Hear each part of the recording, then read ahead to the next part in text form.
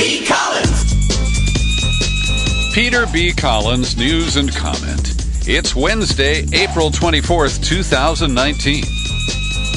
Just about 5 weeks ago, I interviewed our local member of Congress, Democrat Jared Huffman, from here in Northern California. And I interviewed him on our local cable channel, shared the audio here and the video with my podcast listeners. And at the time, Jared Huffman allowed as how he was personally all in favor of impeaching Donald Trump. But he also kind of hedged a little bit and talked about the wisdom of Nancy Pelosi's resistance to impeachment. And I left the interview feeling, well, he's in favor of impeachment, but will he really stand up and speak out? And in interviews published today in the New York Times, broadcast last evening on the PBS NewsHour, Jared Huffman surprised me with very strong statements favoring impeachment and arguing that it really is the duty of Congress. My colleagues is that for months we've heard some people say that there's this tremendous downside to initiating an impeachment process, that it would be bad for the country, that it would be politically unwise. Now that we have received the Mueller report, and now that we know that the President of the United States is an unindicted co-conspirator known as Individual One in an illegal campaign finance conspiracy that extended into his presidency, just on what we already know, I think the burden has shifted to the downside of not acting. The Constitution created our impeachment authority for exactly this kind of circumstance, and it's really damaging to the country and to our institutions if we punt on something like this. You're saying it's damaging if you don't act. Exactly. What is it, be a little more specific about what is it in the Mueller report that has changed circumstances? Well, first of all, the Mueller report is done. It was completed by a lifelong Republican whose reputation is beyond reproach. It was independent, it was objective, and at least with respect to obstruction of justice, multiple counts of obstruction of justice, it was fairly conclusive. The only reason... So, as you know, I don't agree with many people regarding the Russian meddling in the election part. But to his credit, Huffman kind of blew past Volume 1 of the Mueller report and went directly to the obstruction of justice issues, where I'm in full agreement. And if you haven't had a chance yet, please listen to my latest in-depth interview podcast posted yesterday with attorney John Bonifaz, who says that it is Congress's duty to impeach. So Huffman, to my surprise, he's not that well known as a member of Congress. He's in his fourth term, but he was selected by the New York Times as the lead quote in an article today entitled "Divided on Impeachment, Democrats Wrestle with Duty and Politics." And here's the Huffman quote: "A realization is setting in that this moment has found us. We cannot ignore it. We cannot wish it away. For some, this may be a very, very difficult matter. But this is why we have a House of Representatives. And this is absolutely what our founders imagined when a president did these sorts of things." Now, Huffman sits in a very safe seat. I'll acknowledge that. And I can understand that people who got elected in 2018 from a purple district, or they unseated a Republican member of Congress, they may be more reticent. But I applaud Jared Huffman. I think that he has taken a very strong stand. He is bucking Nancy Pelosi, who is a good friend of his and, a staunch supporter of his rise in the Congress. And so I take my hat off and expose my bald head to my member of Congress, Jared Huffman, today. Here's a quote from Sheila Jackson Lee, who fiercely defended Bill Clinton during his impeachment. She, of course, is from Texas. She says that, the offenses laid out in the first volume of the report are more worrisome than past special counsels, prosecutors, independent investigations among Republican and Democratic presidents have uncovered. So she's focusing on the Russian interference part.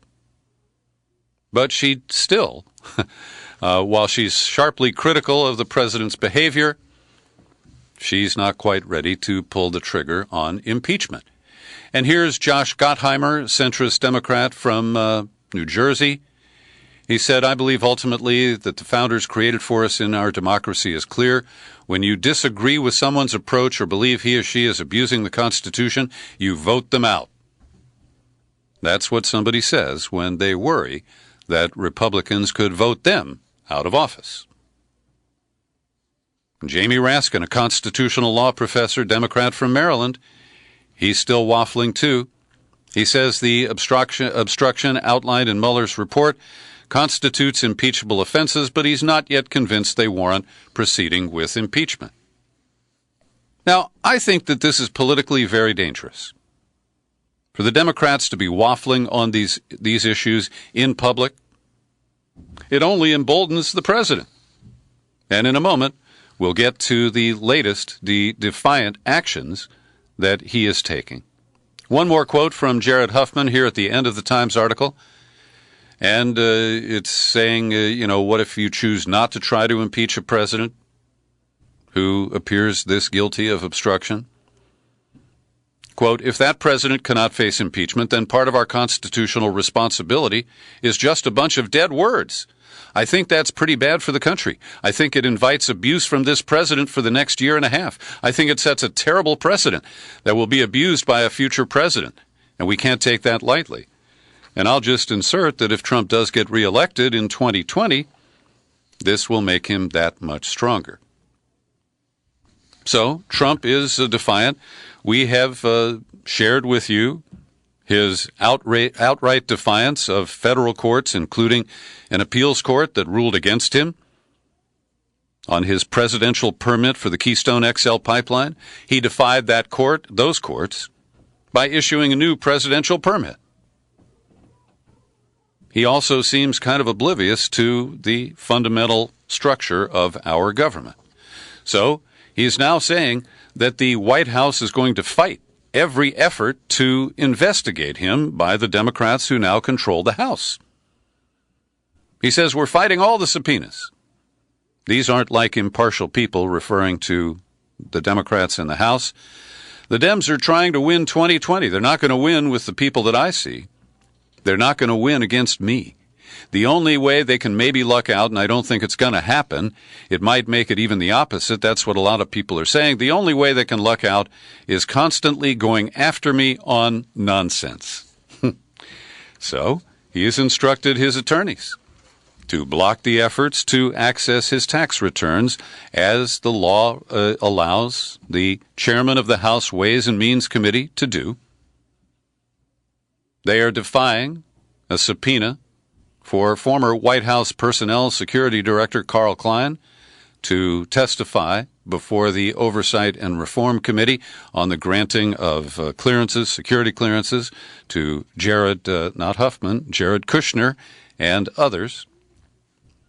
And so Trump has decided that Mueller insulates him, the Democrats will not impeach him, and so, reaching back to the Nixon lexicon, he is building a great stone wall around the White House and refusing to collaborate, to cooperate. He's even claiming that he can use executive privilege to stop his former White House counsel, Don McGahn, from testifying before a House committee, claiming executive privilege. And as Rachel Maddow did a pretty good job of last night explaining on her program, the horse named executive privilege has already left the barn because the early stage of Trump's response to the investigations was to collaborate. And Don McGahn was one of those people who did collaborate, gave many sessions to the special counsel, and it produced some 100 mentions in the Mueller report of Don McGahn.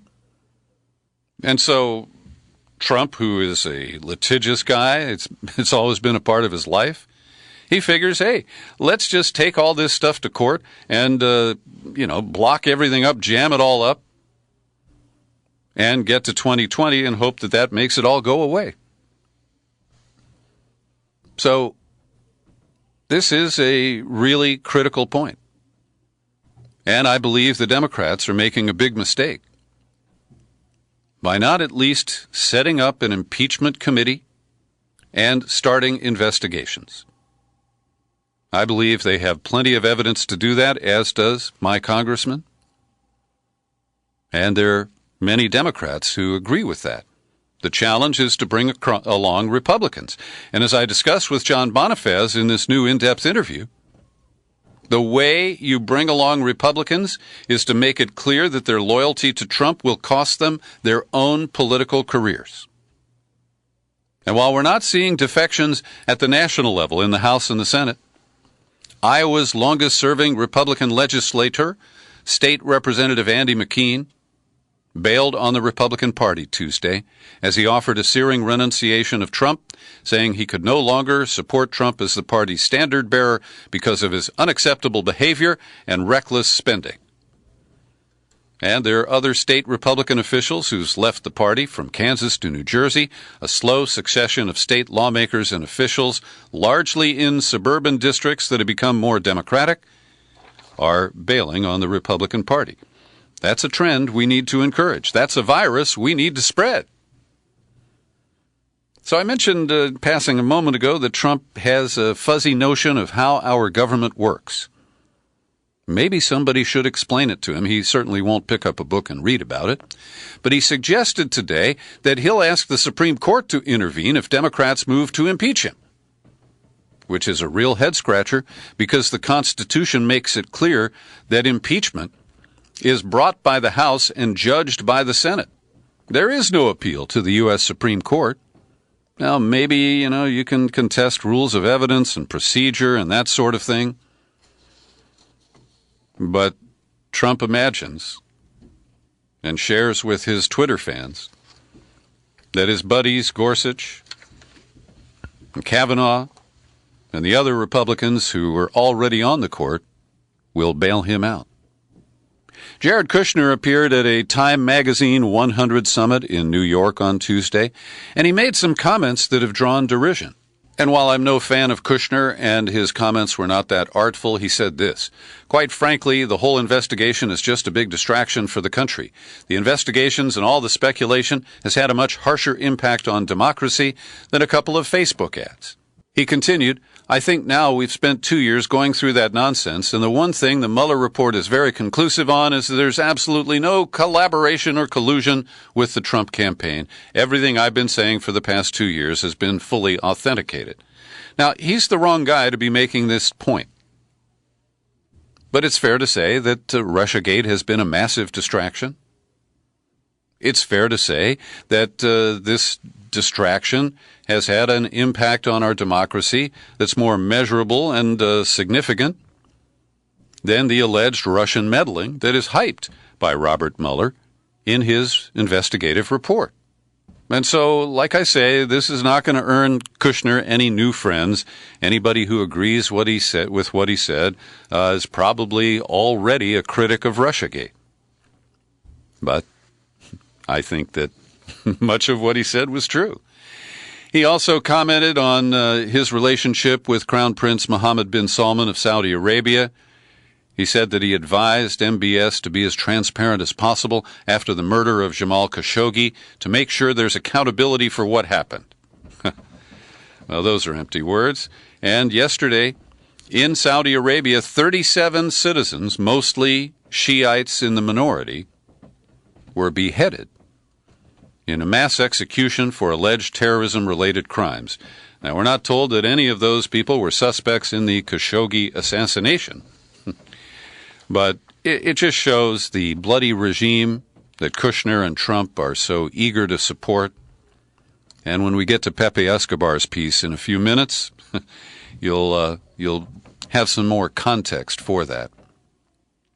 The Washington Post is still mining the Mueller report and trying to dig up other aspects. And in an article that I find fault with today under the byline, it's actually an opinion piece, Randall Eliason wrote it. He talks about a different kind of collusion, the one between the Trump campaign and WikiLeaks involving the release of stolen Democratic emails. And as I've pointed out, my reading of the Mueller report, and I'm going to review the hacking section again tonight in preparation for my scheduled interview tomorrow, another one with Bill Binney, the former technical director at the NSA.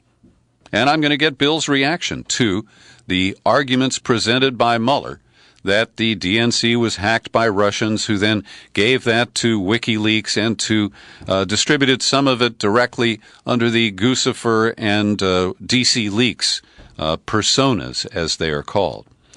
But this article I don't find persuasive. Again, they accept as fact that it was Russian military intelligence who hacked the DNC. And again, I haven't seen any public evidence of that, and I remain skeptical. And they use circumstantial evidence to try to build more of a case on what they allege was collusion between Trump operatives and the Russians who were allegedly responsible for the hacks and the distribution of the material. Also, a good piece by Glenn Kessler, the fact-checker at the Washington Post, evaluates the Steele dossier in light of the Mueller report. And we know that the dossier was simply raw, unverified intelligence. Most importantly, this article in the Post claims, without evidence, that the counterintelligence operation by the FBI into whether Russia was assisting the Trump campaign was not prompted by the Steele dossier. They don't really air out the details of why they make that assertion. Then they say the FBI even obtained a secret court order to monitor the communications of former campaign aide Carter Page after convincing a judge on the FISA court that there was probable cause. Well, many Republicans believe that probable cause came from the Steele dossier. And so this is an incoherent set of comments by the fact man at the Washington Post. Then he goes on to look at individual claims, for example, that the effort to collect compromat, the P-tape or anything else that might be embarrassing to Trump, and there is no evidence coming from the Mueller report that there was such compromat delivered. The next point, Russia has an extensive program of state-sponsored offensive cyber operations. Duh. And so does the U.S., but that doesn't merit a mention here. Then, the coordination and collusion conspiracy claim. Mueller did not find a level of coordination. Instead, suggests the Trump campaign was opportunistic about receiving assistance from the Russians. But at the Post, they're still fighting this. Although the investigation established the Russian government perceived it would benefit from a Trump presidency and worked to secure the outcome, and that the campaign expected it would benefit electorally from information stolen, the investigation did not establish that members of the Trump campaign conspired or coordinated with the Russian government in its election interference activities. And so you can read this for yourselves. It is interesting, but doesn't really reach any stunning new conclusions. Every day I pause for a moment to thank the people who support my work here at the Peter B. Collins Podcast with your subscriptions. And let's see who's on the PayPal list today. Steve Wazensky. Let's see who else here. Judy Holloway. Benny Alto. Carla Mahoney. They each kick in $5 a month to support this podcast. Can you do that too? Well, if you're nodding your head, visit peterbcollins.com. Find the menu tab. Click on Become a Subscriber. When you hit the sign-up page, it's self-explanatory. You can choose a level of support that's comfortable for you. And if you pick the $50 annual subscription and supply a mailing address in the continental U.S., you earn my bonus book, the $55 value called 2100, A Dystopian Utopia, the blueprints for adaptation to climate change. I'd love to send that along to you. Just take out a new annual subscription and do it today. Go right ahead. Tomorrow there is a meeting in Vladivostok between Vladimir Putin and Kim Jong-un. We're told that they are going to discuss the denuclearization and building on the positive trends stemming from Trump's meetings with Kim. And we don't know if anything significant will come out of the meeting, but tongues are wagging. Now to Pepe Escobar's piece published today at Consortium News. As you know, I have a real soft spot for this Brazilian globetrotter. He has such a command of American pop culture and the English language for a non-native speaker. He opens with a reference to Game of Thrones. The Trump administration once again has graphically demonstrated that in the young, turbulent 21st century, quote, international law and, quote, national sovereignty already belong to the realm of the walking dead. As if a deluge of sanctions against a great deal of the planet wasn't enough, the latest offer you can't refuse, conveyed by a gangster posing as a diplomat, Mike Pompeo, now essentially orders the whole planet to submit to the one and only arbiter of world trade, Washington.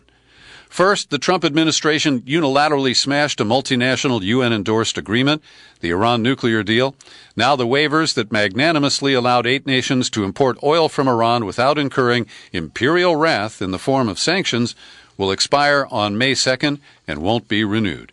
And he ticks off the nations that are affected: China, India, Japan, South Korea, Taiwan, Turkey, Italy, and Greece.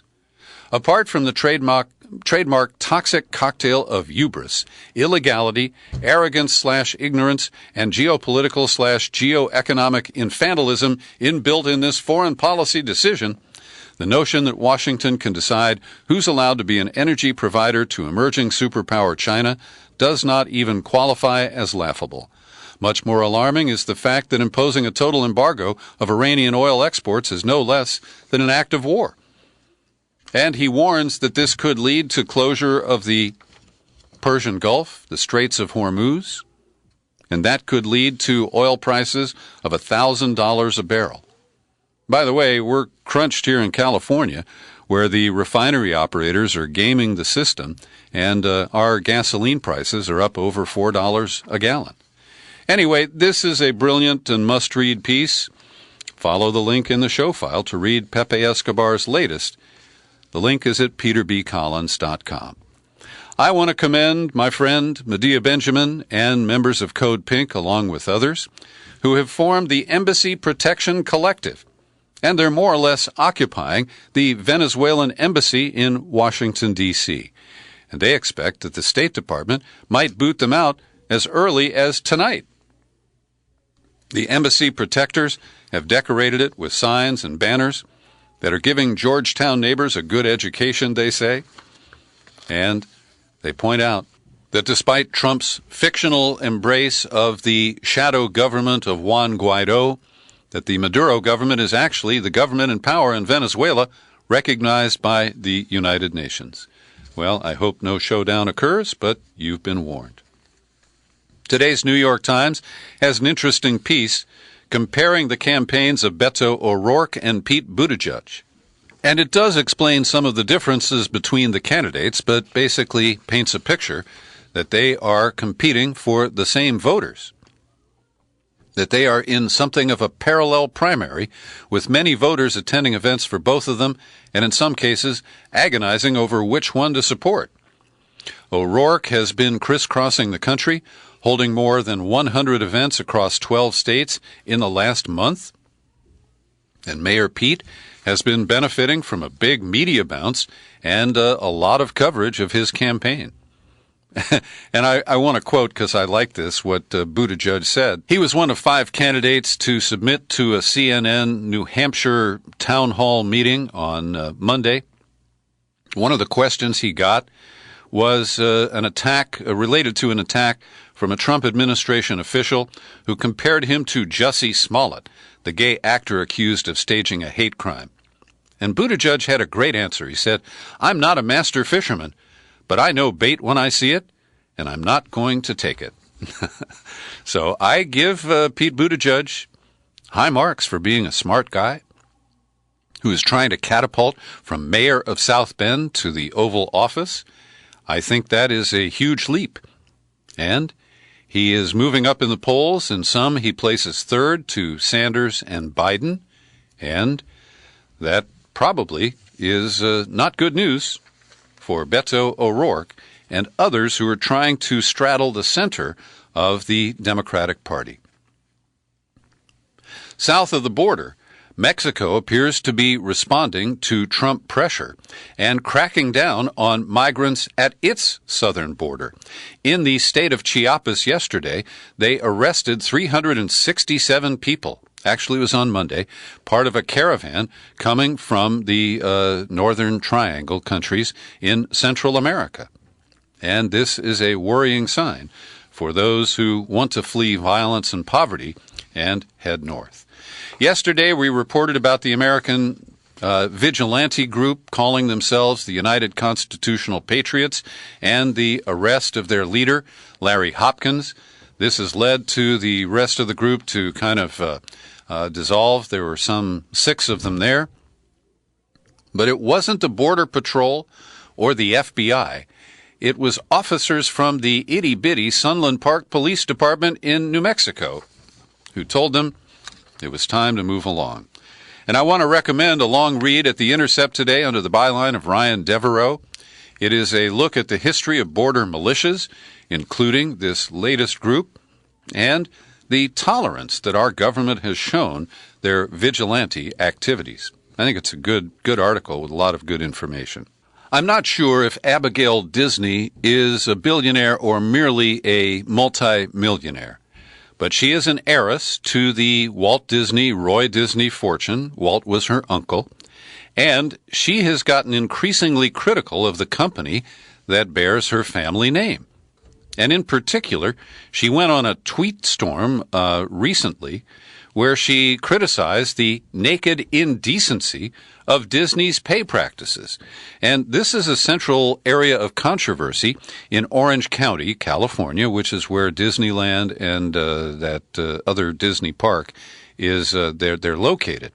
And in particular, Abigail Disney went after Bob Iger, who is the CEO of the Disney company, and his pay package last year was $65 million. Now, they're saying that his actual salary was only under $40 million, $39.3, and the rest were bonuses and stock awards because he acquired 21st Century Fox, or most of it, in a big deal over the past 6 months. But the idea that those who work for Mickey Mouse at the theme parks are only now reaching pay levels of $15 an hour? I'm glad to hear a rich person call that out. The other day, I was stuck in line at my local Bank of America as I tried to make a deposit of some payments that come in from listeners. And it was over 30 minutes to wait. There were only 2 tellers on duty in a bank that used to have a dozen. And so on the way out the door, I complained to the assistant manager. Her response was to say, well, do you know anybody who'd like to work at the bank? We're hiring tellers right now. And I said, well, I don't know anybody who can afford to live here and work for you at $15 an hour. And she said, well, we're offering $17 an hour.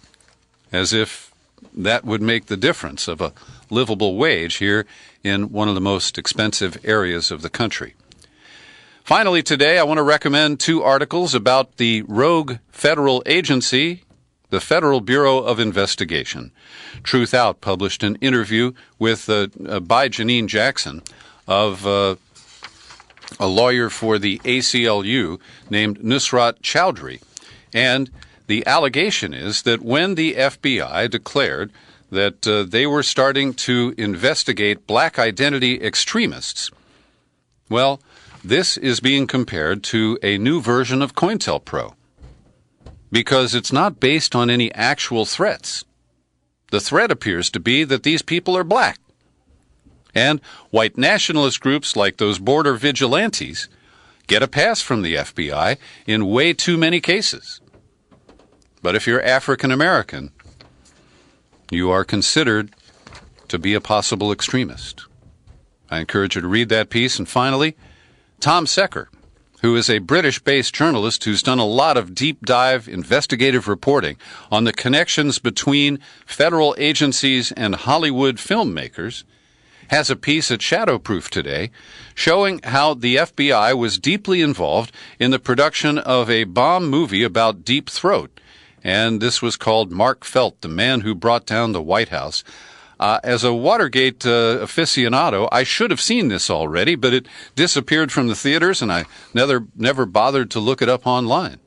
But Secker reports that producers were supported by the FBI, and they didn't seem to mind that Mark Felt was identified as the FBI leaker that led to Nixon's probable impeachment, the FBI seemed more interested in smearing the reputation of Pat Gray, who was briefly the head of the FBI during the Nixon years. Thanks for joining me today for my daily news and comment podcast. You're free to share it all over the dang place. You'll find it on YouTube, and I'm still Peter B. Collins. Happy trails to you until we meet again. Happy trails to you. Keep smiling